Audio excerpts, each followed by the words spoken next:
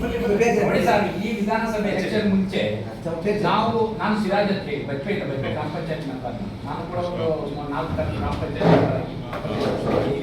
But ವಿಷಯ ಇರೋದಿಷ್ಟೇ, ಈ election ಮುಂಚೆ ನಮ್ಮ ಈ SDP ಅನ್ನುವಂಥ ಪಕ್ಷ ನಮ್ಮ ರೂರಲ್ ಏರಿಯಾದಲ್ಲಿ, ನಾವು MP ಮತ್ತು ನಾನು ಇದು ವಿಧಾನಸಭೆಗೆ ಮಾತಾಡೋದಿಲ್ಲ, ಯಾಕೆ ಗೊತ್ತಿಲ್ಲ. ನಾವು ರೂರಲ್ ಆಗಿ ಯಾವುದಕ್ಕೊಂದು ಮೈನಾರಿಟಿಗೆ ಏನಾದ್ರು ಆದ್ರೆ ನಮ್ಮ ಜಮಾತ್ ಒಳಗೆ ಅವರು SDP ಅವರೇ ಮುಂದೆ ಬಂದು ಅದಕ್ಕೆ ಸ್ಟೇಷನ್ ಅಲ್ಲಿ ಹೋರಾಟ ಮಾಡೋದು ಇರ್ಬೋದು, ಅಥವಾ ಲಾಯರ್ ಮುಖಾಂತರ ಕೋರ್ಟ್ ಅಲ್ಲಿ ಹೋರಾಟ ಮಾಡೋದು ಮಾಡ್ತಾ ಇದ್ರು.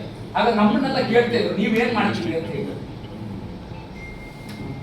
ಸರ್, ನೀವು ಏನ್ ಮಾಡ್ತೀರಿ, ನಿಮ್ ಪಕ್ಷದಿಂದ ಏನ್ ಮಾಡ್ತೀರಿ ನೋಡಿ, ಅವ್ರು ಎಷ್ಟು ಹೋರಾಟ ಮಾಡ್ತಾರೆ ಮುಸ್ಲಿಮರಿಗಾಗಿ. ನೋಡಿ, ಸ್ಟೇಷನ್ ಅಲ್ಲಿ ನಿಂತ್ಕೊಂಡು ಹೋರಾಟ ಮಾಡ್ತಾ ಇದ್ದಾರೆ, ಅದು ಕೋರ್ಟ್ ಅಲ್ಲಿ ಬಿಡಿಸ್ಕೊಂಡು ಬರುವಂತ ಮಾಡ್ತಾ ಇದ್ದಾರೆ. ನೀವೇನ್ ಮಾಡ್ತಾ ಇದ್ದೀರಾ ಅದು ನಮಗೂ ಕೂಡ ಮುಗ್ಗರ ಆಗ್ತಿದೆ.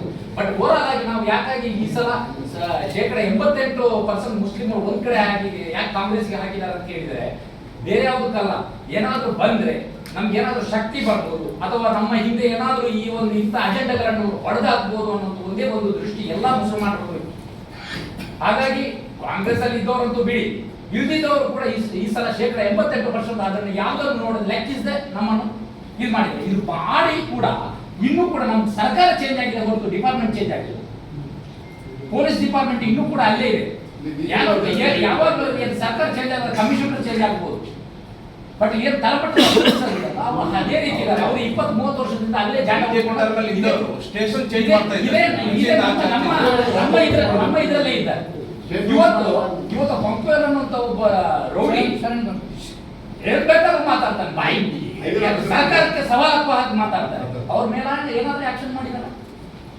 ನೇರವಾಗಿ ಸರ್ಕಾರಕ್ಕೆ ಸವಾಲ್ ಹಾಕ್ತಾರೆ, ಹೋಮ್ ಮಿನಿಸ್ಟ್ರಿಗೂ ಸವಾಲ್ ಹಾಕ್ತಾರೆ. ಅಂತವ್ರ ಮೇಲೆ ಏನು ಆಕ್ಷನ್ ಇಲ್ಲ. ಪಾಪ ಯಾರೋ ಬಡಪಾಯಿ ಕಷ್ಟಕ್ಕಾಗಿ ದುಡಿತಾರೆ, ಸವಾಲ್ ಆಗ್ತಾರೆ. ಏನ್ ಹೇಳ್ತಾರೆ? ವ್ಯಾಪಾರ ಮಾಡಬಾರ್ದು, ಮುಸಲ್ಮಾನರಿಗೆ ನಾವು ವ್ಯಾಪಾರ ಕೊಡೋದಿಲ್ಲ. ಧ್ವಜ ಕಟ್ಟಿದ್ದಾರೆ ಸರ್, ಗುರ್ತಿಗಾಗಿ ಧ್ವಜ ಕಟ್ಟಿದ್ದಾರೆ. ಅದು ಒಂದೇ ಅಲ್ಲ, ನಾವು ನೋಡ್ಕೊಂಡು ಅಲ್ಲಿ ನಮ್ಮ ಕೃಷ್ಣಾಪುರ ಕಾಟಿಪದಲ್ಲಿ ಮರ್ಡರ್ ನಾವೇ ಮಾಡಿದ್ದು ಅಂತ ಓಪನ್ ಸ್ಟೇಟ್ಮೆಂಟ್ ಕೊಡ್ತಾರೆ. ನಾವು ಇನ್ನೂ ಮಾಡ್ತೇವೆ, ಮುಂದೆ ಮಾಡ್ತೇವೆ ಅಂತಾರೆ. ಏನೇ ಆಕ್ಷನ್ ತಗೊಳ್ತಾರೆ? ಶಿವಮೊಗ್ಗದಲ್ಲಿ ಸವಾಲಾಗಿದ್ರು ಕೂಡ ಏನೇ ಆಕ್ಷನ್ ಇಲ್ಲ. ಇದನ್ನೆಲ್ಲ ನಮ್ಮ ಏನು ನಮ್ಮ ಹೋಮ್ ಮಿನಿಸ್ಟರ್ಗೆ ಇದೆಲ್ಲ ಗೊತ್ತಿದ್ದು ಕೂಡ ಅವ್ರ ಗಮನಕ್ಕೆ ತಂದ್ರು ಕೂಡ ಏನೇ ಆಕ್ಷನ್ ಇಲ್ಲ. ಇದರ ಅರ್ಥ ಏನು ಸರ್? ನಮ್ಮ ಸರ್ಕಾರ ಬಗ್ಗೆ ರಕ್ಷಣೆ ಈಗ